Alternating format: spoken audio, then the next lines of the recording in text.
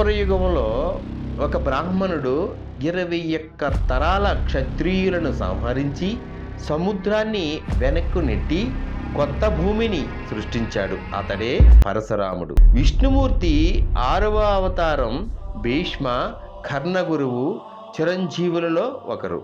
ఇది ఆయన చరిత్ర. తల్లిదండ్రులు వాళ్ళు అస్సలు సాధారణమైన వాళ్ళు కాదు. వాళ్ళ నాన్న జమదగ్ని భృగువంశంలో పుట్టిన ఒక గొప్ప తపస్వి.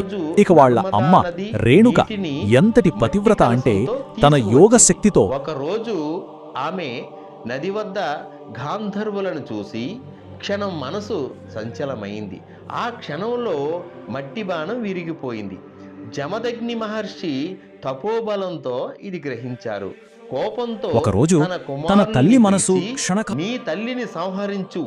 మొదటి 4 కుమారులు తండ్రి ఆజ్ఞను తిరస్కరించారు. చివరిలో చిన్నవాడు పరశురాముడు ధర్మం కోసం తండ్రి మాటను పాటించాడు. రేణుకను కత్తితో శిరచ్ఛేదం చేశాడు. జమదగ్ని మహర్షి పరవశించి పరశురామునికి వరమిచ్చాడు. తల్లి, తోబుట్టువులందరినీ మళ్ళీ ప్రాణాలతో తిరిగి తెచ్చాడు. తరువాత శివుడు ప్రీతికి తీవ్ర తపస్సు చేసి పరశు అనగా కొడవలి వరంగా పొందాడు. అదే పేరు పరశురాముడు.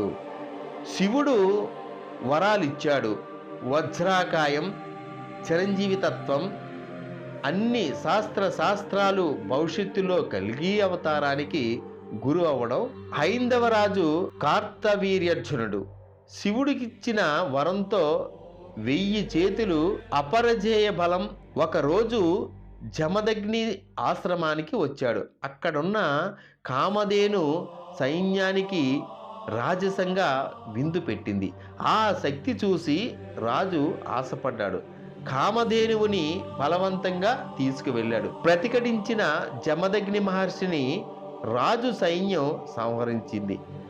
ఆ తపస్సులో ఉన్న పరశురాముడు తిరిగి వచ్చి తండ్రి శవం చూసి ఆశ్చర్యపోయి ఆకాశాన్ని చీల్చేటటువంటి కోపం పొందాడు. మాహిష్మతి నగరంపై తీసుకువెళ్ళి కార్తవీర్యార్జునుని 1000 చేతులను కత్తిరించి సంహరించేశాడు. రాజుకుమారులు ప్రతీకారంగా మరోసారి ఆశ్రమం మీదకి దూసుకు వచ్చి జమదగ్నిని చంపేశారు. అప్పుడు పరశురాముడు ప్రయాణం చేశాడన్నమాట. 21 తరాల క్షత్రియులను నశింపచేస్తాను అని ప్రమాణం చేసి పరశురాముడు 21 సార్లు భూమి చుట్టూ ప్రదక్షిణ చేసి అధర్మంగా మారిన క్షత్రియ వంశీయులను అందరినీ కూడా సంహరించాడు.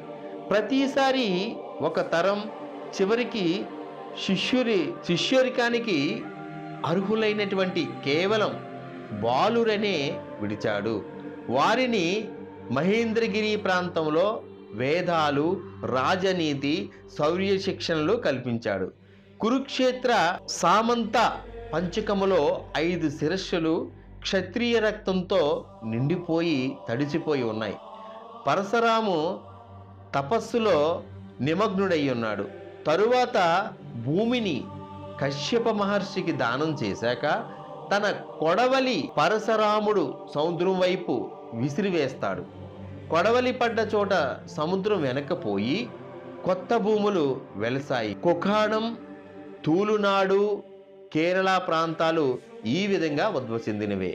ఇవి కలిపి ఉన్నటువంటి క్షేత్రాన్నే పరశురామ క్షేత్రం అని పిలుస్తారు. పరశురాముడు భీష్మునితో 23 రోజులు మహా ద్వంద్వ యుద్ధం చేస్తాడు.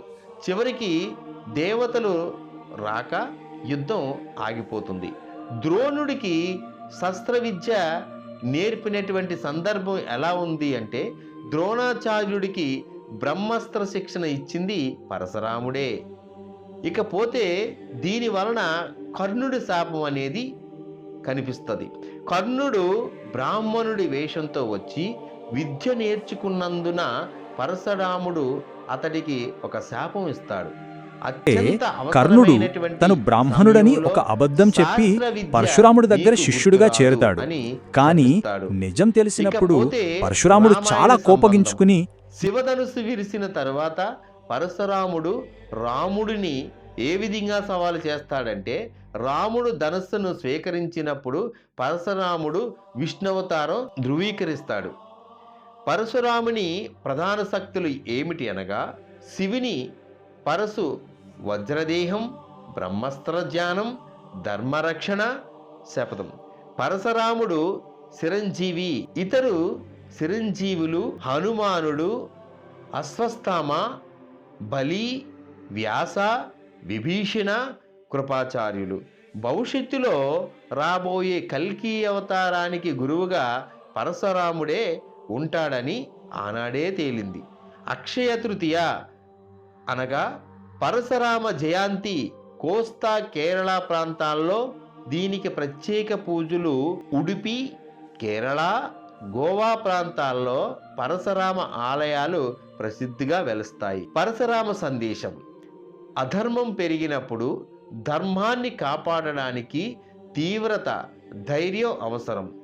కొడవలి అనగా రక్తపాతానికి సంకేతం కాదు, ధర్మశుద్ధికి కూడా కనిపిస్తుంది. క్షత్రియులను కాదు, అధర్మాన్ని సంహరించిన యోధుడు పరశురాముడు. ఈ కథలో మీకు ఏ భాగం ఎక్కువ ఆశ్చర్యాన్ని కలిగించింది? కామెంట్ రూపంలో తెలియచేయండి. మరిన్ని పౌరాణిక రహస్యాల కోసం కాల రహస్యాలు మీ యూట్యూబ్ ఛానల్లో మీరందరూ సబ్స్క్రైబ్ చేసుకోండి. మరిన్ని ఆసక్తికరమైనటువంటి ధర్మ సందేహాలతో కూడుకున్నటువంటి వీడియోలన్నిటినీ కూడా మీరు వినగలరు.